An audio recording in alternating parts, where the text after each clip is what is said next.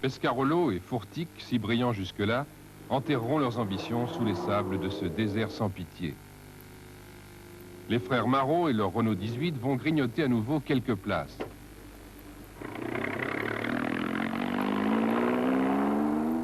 Tout comme le DAF monumental de De Rooij, le Hollandais volant.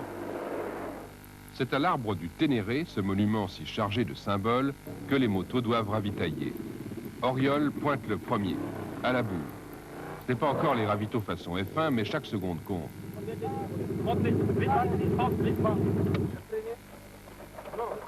Vite, allez. Combien de litres? Boudan. 30 litres. Boudan. Ah, qu'est-ce que c'est? Qu'est-ce que ça vient de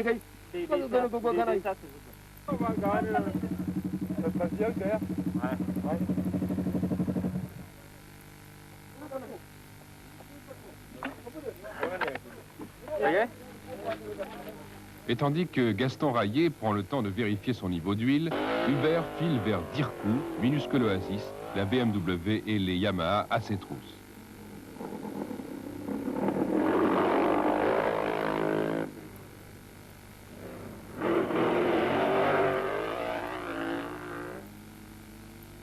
Devant, c'est le match des cadors, sur ce terrain où devait se jouer la course. Derrière, les assistants se cravachent pour rallier l'étape au plus vite. Un autre match. Au sortir du Ténéré, l'Italien Franco Pico prend la tête de la course. Mais Hubert Auriol a encore grignoté du terrain.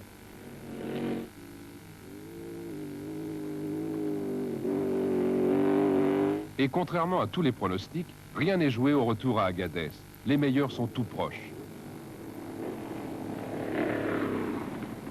Gaston Rayet, lui aussi, a très bien négocié le Ténéré. Ses ennuis sont oubliés.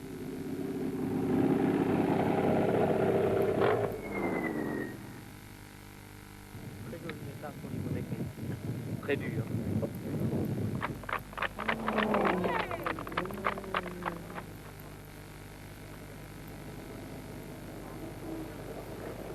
Bien. C'est un truc que j'aime pas, c'est bien ça. Oui. Pourtant, ça fait du bien, hein. Claude Brasseur jette un œil nostalgique sur les classements après son abandon. La course va aborder les grandes étapes sahéliennes. Rayet,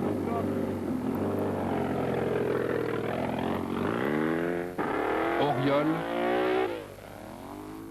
le combat des chefs est engagé. Les Pajero de Zaniroli et Cowan monopolisent les premières places du classement auto.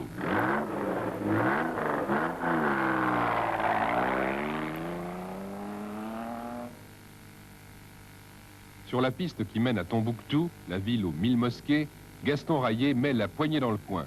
La moto chasse dans le sable mou, mais le Belge n'a pas été 3 fois champion du monde de cross sans raison.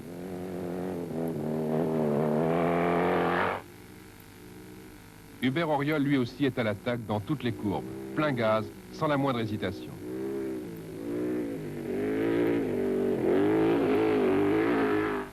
Entre Tombouctou et Néma, sur les 700 bornes d'un parcours éreintant qui empruntent tour à tour les sables les plus mous et les sentiers les plus étroits, sur un terrain où 1000 chemins vous emmènent sur de fausses pistes, quelques rares villages vous servent de point de repère. Des villages refuges au cœur d'un Sahel brûlé par le soleil. Des villages où les motards défilent au rythme de leur épuisement. Des villages où, chaque année, le passage du rallye est une fête.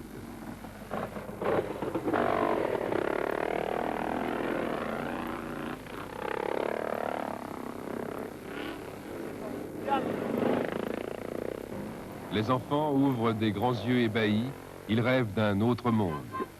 Et au soir de cette si longue journée, la petite ville tient à honorer le vainqueur en lui offrant le spectacle de ses traditions.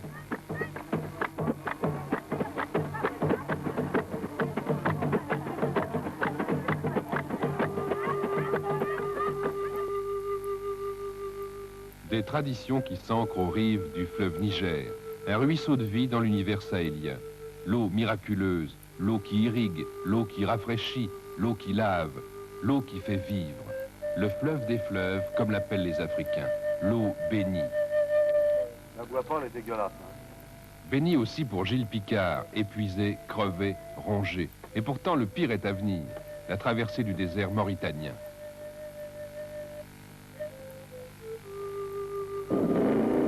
À Néma, les rescapés vont s'engager dans une folle expédition vers Tichy.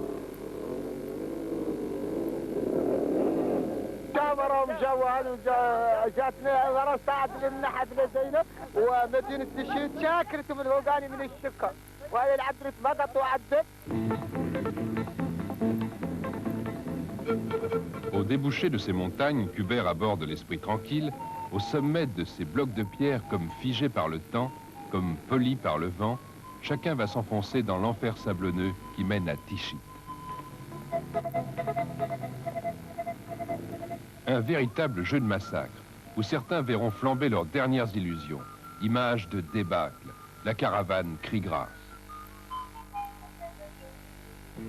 Les assistances doivent d'abord songer à se soutenir elles-mêmes avant de pouvoir espérer aider leur leader.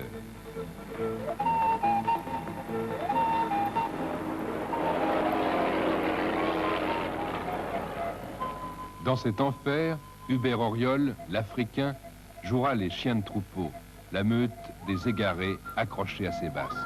Un rôle de berger, de guide, à la mesure de ses talents de navigateur. Et au sortir de cet enfer, à Kifa, ils seront une poignée pour témoigner. Vraiment une étape de navigation. On a fait, on s'est ensablé 5 fois, attiré les motos et tout, ensablé vraiment jusqu'au moyeu et tout. J'arrive d'un seul coup, je suis passé par-dessus la moto s'arrêtait net, dans le sable. Incroyable. Mais déjà, il faut se remettre au boulot. Pour la dernière ligne droite, l'Italien Franco Pico, pénalisé, c'est Raillet qui devient leader. Autour du camion Ligier, tout le monde veut encore y croire, mécano comme pilote.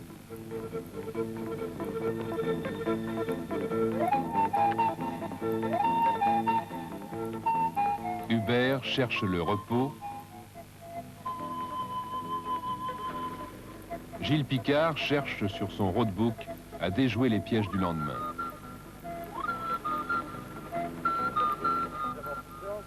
Non. Hubert est lourd. Alors on fait un petit peu. Il a tassé un peu la bête aujourd'hui.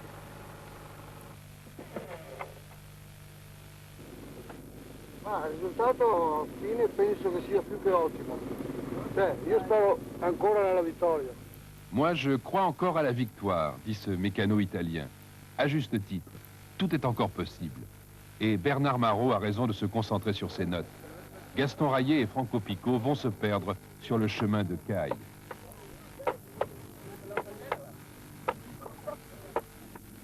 À mi-étape, au passage du pont, Hubert n'est plus qu'à quelques minutes au général.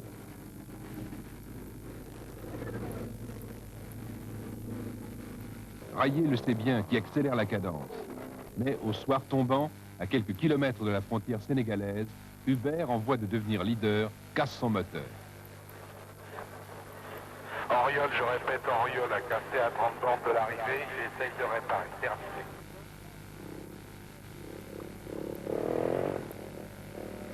Plus rien ne s'oppose au succès de Gaston Raillet, pas même le surprenant Franco Pico, ni au triomphe des Pajero de Zaniroli et de Cowan.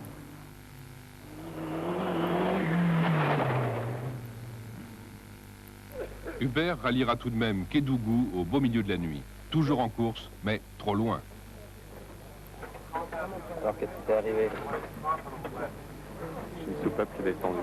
Le trophée de l'exploit. Il restait 30 petits kilomètres. Il y a deux trophées. Il y a d'abord un trophée du moral. Il y avait un... Il a été J'espérais pouvoir finir par un cylindre, tu vois, tous au les moteur motos, numéro 23. mais il y avait vraiment rien à faire.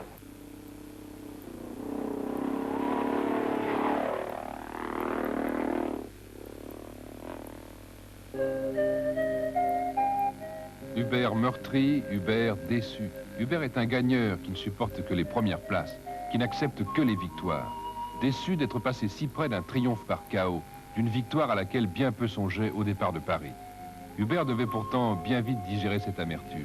Pour un coup d'essai, l'écurie Elf, Ligier, Cagiva a réussi un bien joli coup. 3 victoires d'étape, 2 motos à l'arrivée, un abandon sur blessure pour le 3e homme. Tout le contraire d'un échec, Hubert. Et en accostant sur la plage de Dakar, il se promettait déjà d'être au rendez-vous de 86.